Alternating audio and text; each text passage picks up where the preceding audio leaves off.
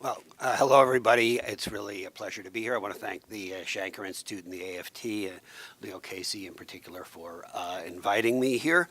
Um, since we're talking about freedom and the freedom of faculty and students, I think one of the first freedoms that faculty and students need is the freedom to be safe in their classrooms. And so in that light, I want to give what I guess the term nowadays is a shout out to the wonderful high school students around the country who are walking out of class today, watching it earlier this morning, and it's really quite inspiring. And of course, there's another freedom that I think we all recognize is needed to support free speech and academic freedom, which is the freedom to not only speak out as an individual, but to organize collectively. And there, the shout out, I think, goes to our colleagues in West Virginia who have been a great model for us, and not just in K-12 education, but in higher education.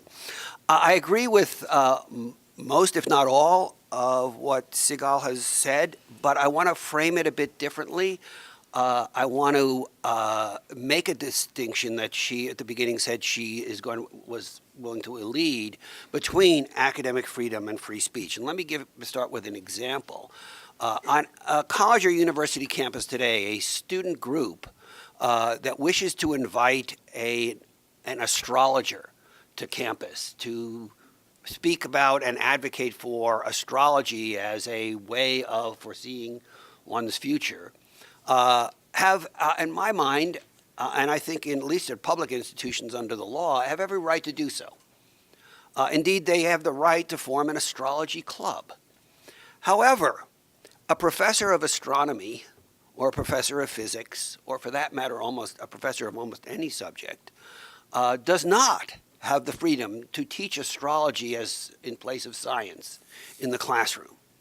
In other words, as one person put it around the time that there was a big controversy over Ann Coulter's right to speak at the Berkeley campus, pointed out that Berkeley professors have far fewer rights to speak and say what they wish, in the classroom at least, or in their research and scholarship, than Ann Coulter does on campus. Why? Because academic freedom and free speech are not precisely the same. Academic freedom and free speech are, I will hasten to add, closely related. It's difficult for me to imagine strong guarantees of academic freedom existing on a campus where students and others in the university and campus community do not have broader rights of free expression as well. However, academic freedom is essentially, in the end, a meritocratic value. It is based on the fact that a faculty member, or at least the academic freedom of faculty, has the disciplinary expertise, knowledge, experience to speak about his or her subject. Free speech, of course, is a democratic value. You don't have to know anything to speak out. The free marketplace of ideas is open to all ideas, including ones that the academy rightfully will reject, like astrology, for that matter, or creation science, or global or climate change denial, or Holocaust denial, etc. So how do we understand, then, the relationship between academic freedom and free speech? One way to look at it is academic freedom, as in 19th century Germany, the terms were Lehrfreiheit and Lernfreiheit. Lehrfreiheit, the freedom to teach; Lernfreiheit, the freedom to learn. The first belongs to the professor, obviously, the second to the student. The freedom to learn is difficult without some sort of free expression. Students need to feel comfortable to speak their minds, because you cannot learn without making mistakes, without changing your mind. And to change your mind, you have to tell people, including yourself, what your mind is initially. The AUP and other organizations outlined these very carefully back in the 1960s and 1967 in a joint statement on the rights and freedoms of students, a statement that holds up very, very well today. I mean, it really, go read it, and it's amazing. Lehrfreiheit is what we, in the AUP, and I think most people, is what we mean when we talk about academic freedom. And it has three elements: the freedom of the faculty member to conduct research and publish and control the results of that research, the freedom of the faculty member in the classroom, which is not the freedom to do whatever the heck you want in the classroom. It's the freedom to teach the subject matter in the way that your disciplinary training has led you to believe is best. And then finally, it is the freedom of the faculty member as a citizen to speak out on matters of public concern, which is the place, of course, where academic freedom and free speech kind of come together and join. So I wanted to clarify those terms. And when I speak about academic freedom, I'm talking about Lehrfreiheit, the academic freedom of the faculty member, understanding all the time that that academic freedom is closely linked to the freedom of expression, the Lernfreiheit, of the students and of others in the campus community. So what are the main challenges today to academic freedom as I've defined it? I want to identify two major long-term challenges that I think we must address and one immediate threat. The two major long-term challenges are these. First, the challenge by the increasing role of money in higher education, or lack of money in higher education. The shift in our society over the past 30 or 40 years or so from understanding higher education as a common good to be supported by the society as a whole for the benefit of the society as a whole, and instead seeing it more and more as an individual good to be paid for by the individual, has resulted in a number of very negative consequences. The first, of course, the foremost in the public sector, the defunding of public universities, and in both the public and private sector, the increasing shift of the financial burden on students, and then thirdly, the consequential notion that education is about pleasing and fulfilling the customer. Because after all, if the student is paying for an individual good, well, that's what you do when you go on Amazon, right? That's what you do when you shop, and the customer is always right, except the student isn't always right. Hence the emphasis on moving students through quickly, on outcomes, et cetera, which taken to its logical conclusion ends up with, why don't we just have them pay it all up front, give them the degree, and then tell them for the next 4 years, you can do what you want on campus. This reliance on money has also had another very deleterious effect, and that is the growing influence of external funding on campus. You've all probably heard or read about the growing influence, for example, of the Koch brothers and their efforts to shift the study of economics, of finance, indeed of the social sciences in general, toward a more free market libertarian approach. It's, of course, their right, and indeed, I think free market libertarian approaches have every right to be in the university, just as a Marxist approach might. However, the question of who gets to decide what is taught in the university, how it is taught, who will teach it, that should be in the hands ultimately of the faculty as a collective body. Increasingly outside funders, and I would say it's not only from the right wing, it's from other sources as well, increasingly demanding control over what is taught, who teaches it, how it's taught, et cetera. And this is a significant and major challenge, I think, to academic freedom.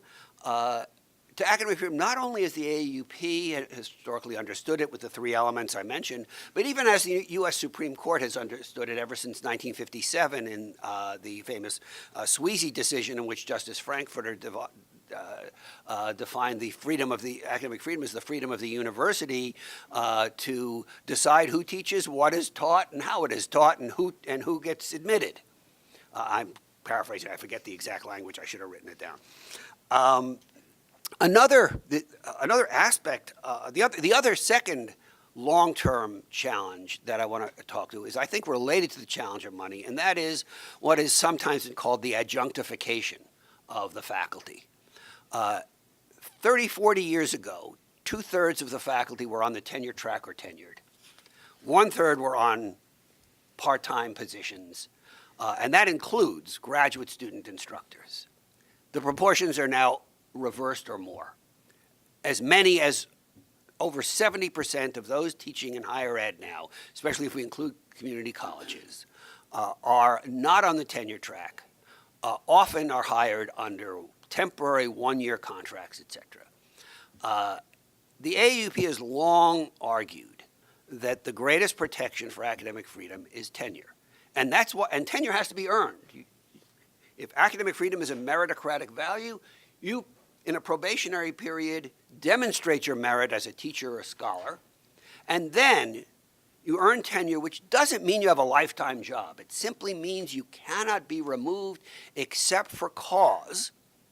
Each institution can define what cause is. Some things are obvious, like you don't show up anymore, or you sexually harass your students, or you start teaching complete and total nonsense. But even then, for cause after a determination through due process procedure in which your colleagues, the faculty, decide, is this person qualified to remain a member of the faculty? That is the strongest protection, especially when those principles can be backed up in a collective bargaining agreement so they're legally binding. But when everybody is hired on short-term temporary contracts, one doesn't have to dismiss them for cause. One doesn't even have to dismiss them. You just don't renew their contract. We had a case last year of a part-time faculty member at a community college in Colorado who complained about the dumbing down of the curriculum in his department. He was still teaching that curriculum, by the way, following what he was supposed to do.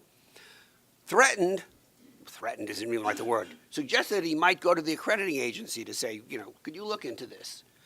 They fired him. They claimed that suddenly they discovered he was a terrible teacher after 5 years of excellent reviews. The interesting thing is they could have just said, well, we'll just wait till the end of the semester and then we just won't rehire him.